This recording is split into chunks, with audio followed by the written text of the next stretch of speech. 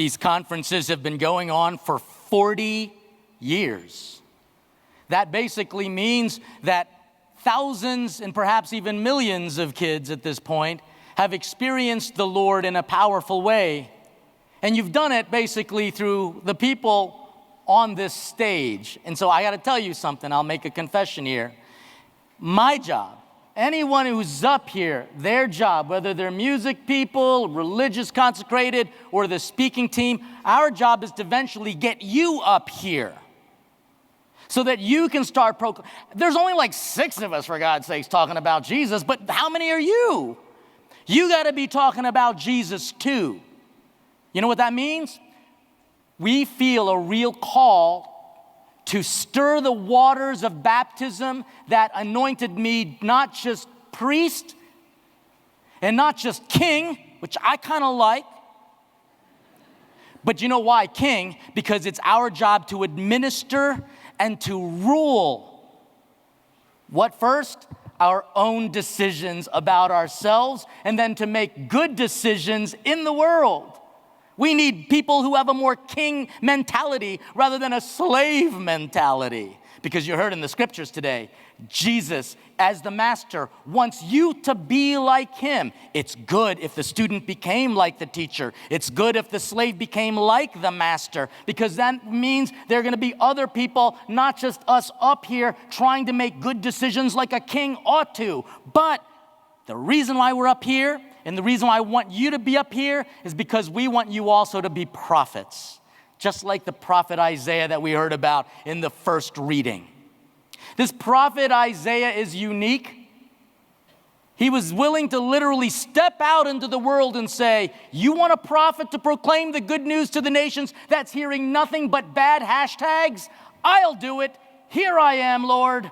I will be the one to proclaim the good news in the midst of this world where even politicians are now playing God. But the reasons why I have no trouble with ever who becomes president is because I know that person ain't my God. God is God. God is God. And that's the message I need to proclaim. But the only way I can do that is if I am truly a prophet. Do you know who prophets are? They literally will be the superheroes of the day. So let me just ask a brief question. How many of you even want to be superheroes? Could you raise your hand? Okay, good. That's not bad. That's not bad. Not bad. It's not good. It's not bad. And the reason why I ask you that is because if you're not a superhero, then you're the victim. You're the annoying people we have to save all the time. You dramatic, whining, weirdo victims. Let me tell you, but I love you. I will save you. Because that's what a prophet does. Speaks not the future. A prophet actually speaks of the present and tells us what direction we're going if we continue in that direction. That's what a job of a prophet is. That's why a prophet is a superhero. So if you're not a victim or a superhero, then you know what you are? You're the villain. You're the one causing all the trouble. So let me ask you again, how many of you want to be superheroes? I figured as much. But in order for you to be a superhero, you have to go through almost through this whole school of learning about the Force. And I did that because Bob Rice is a Star Trek geek. Because if you think about it, the whole point of Star Trek is to get the master to teach the student so that the student can eventually become a master and teach other students. Oh, young one, you get away from me or I'm going to use the Force on you. You get away from Star Wars. Star Wars.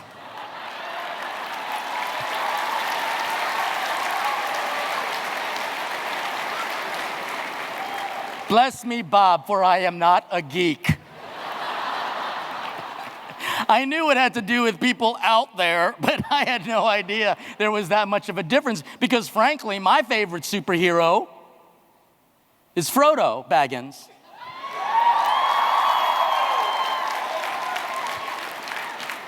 Because he was short, too.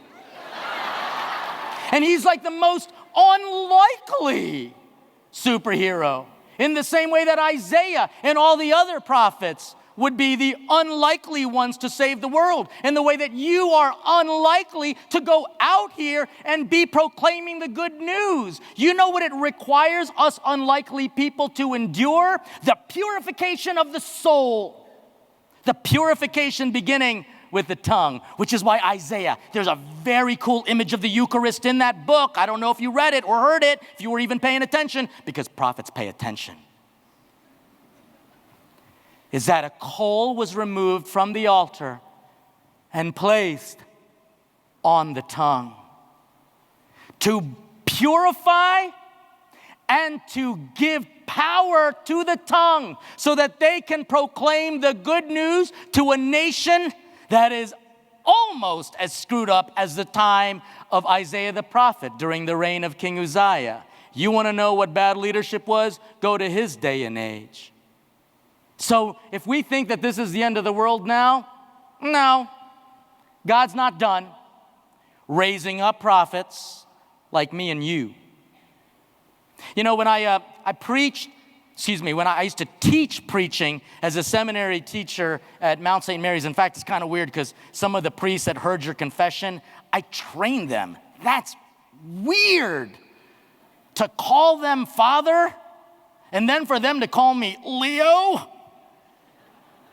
But you know, that's good because we are all brothers in the Lord. By the way, can we say thank you to the prophets, kings, and priests who were taking the goodness of God and purifying your hearts in confession last night? Heroic men who are out there willing to be prophetic in their vocation. Thank you, brothers. Thank you. But I taught them, and here's the thing. I taught them homiletics, which I know a lot of people don't know what the word is, but they think that it means, now go to sleep. That's what they think. No, the word homily actually, from the Greek omeleion, literally means familiar conversation. That's what it means. And it only shows up one time in all of the sacred scriptures. One time. Sacred scriptures, and guess where? On the road to Emmaus.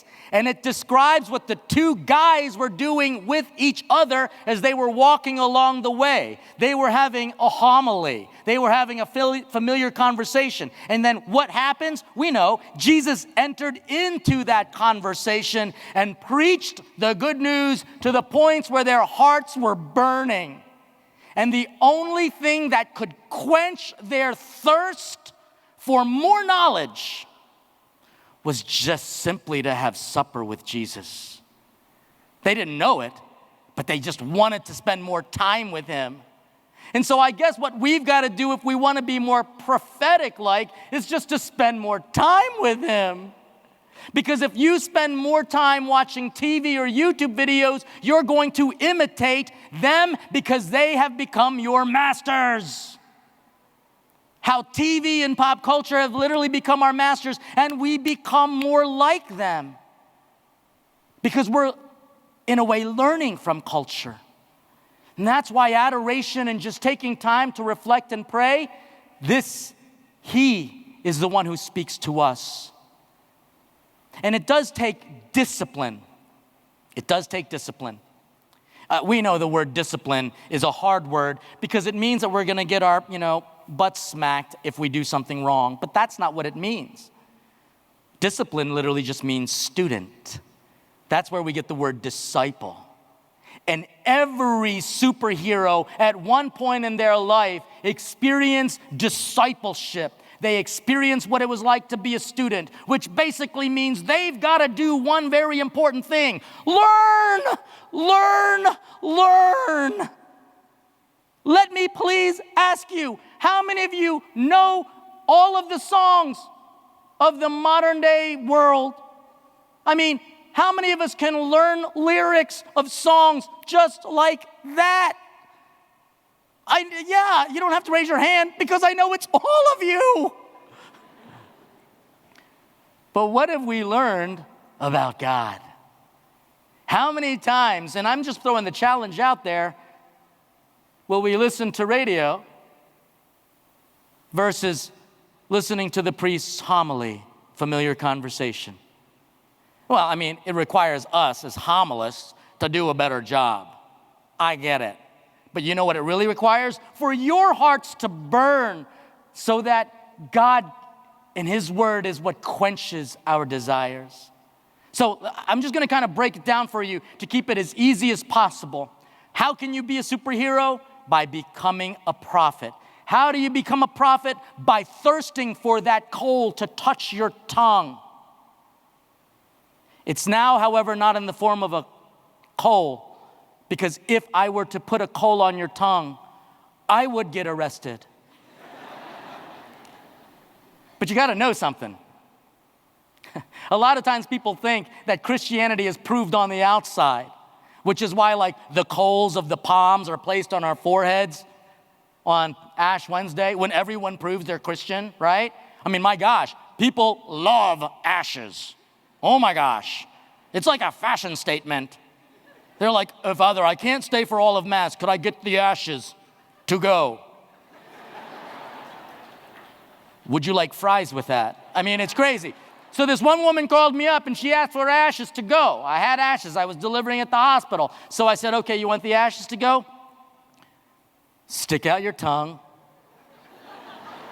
And she goes, you do it different than my church. That's what she said. If I did that, would I be wrong? Kinda. But I would be theologically a prophet. You know why? Because I want to tell her, you do not prove Christianity from what's on the outside. T-shirts, crosses, veils, or even just the pious look. When people think of a prophet, this is what you look like. That's not prophetic. That's constipation. You do not prove you're a Christianity from outward signs. You prove you are a Christian superhero from what's on the inside. And how does Christianity get inside? You know what this means? This is the first thing that needs to get purified, strengthened, cleansed, Christianized. Yes, I just stuck my tongue out you. And why? Because you're going to do it to me. Body of Christ. You know what that tells us? The body of Christ begins almost not just here, but right here. What you put on your tongues matters, which is why we ask that people before they receive communion get confessed. What happens on your tongue is not to stay on your tongue. That was not a Las Vegas ad cut up. What happens on your tongue is going to get proclaimed to the world, right? So I ask you, what do you receive? If it's bad news, guess what we speak? Hashtag bad news. If we listen and receive good news, goodness, love, perseverance in faith, charity even to those who persecute us, then guess what comes out of our mouth? Love, charity, even for people who make fun of us. Forgiveness, compassion. It's that easy. You see, we don't have weapons like a superhero does, because we become the weapon, like a ninja. But a ninja with words. Because you know, especially as I listen to the news currently, oh my gosh, it's so depressing, isn't it? I mean, you guys were like, woo, yeah, last night, Jesus, I love him. I'm all Jesus-fied. I saw you dancing here last night. And then I watched the news. At the same time you were dancing, people just outside in your city of Atlanta were rioting. Boy, things are messed up until we send you out into that world as prophets. And what do? You go ahead and you can take those insults, because it's not what enters inside of you that renders you unclean. It's what comes out of you that renders you unclean. So just like a ninja, they would simply take the attack and turn it into love, which is in the form of a throwing star. But for us, you know what it is? our words become like holy water on this world. I'm not asking you to spit on people, okay? Because that's kind of gross. But I'm asking you, as soon as you experience the challenge, you take it and you turn it into love. You can't fight fire with fire, but with water. And it begins right here. I told you at the beginning of this homily. You know what our job is? Because we believe we are called to a prophetic life. And why? Because that's what we were baptized as. I mean, so it doesn't make us any special. It just makes us trying to do what our parents and our church has raised us to do. Be priest, be kingly, and be prophetic. That's why we're up here. And my job is to try to get you to be speaking, maybe not from this platform, but out in that platform, which is a better platform because that's the platform that needs to be spoken to, the good news. And so while I'm trying to get you to become one of us up here, that little piece of bread and that little drop of wine is trying to get me to become like that. And as I said last night, we become what we eat. A superhero that saves the world, not in a galaxy far, far away, Bob,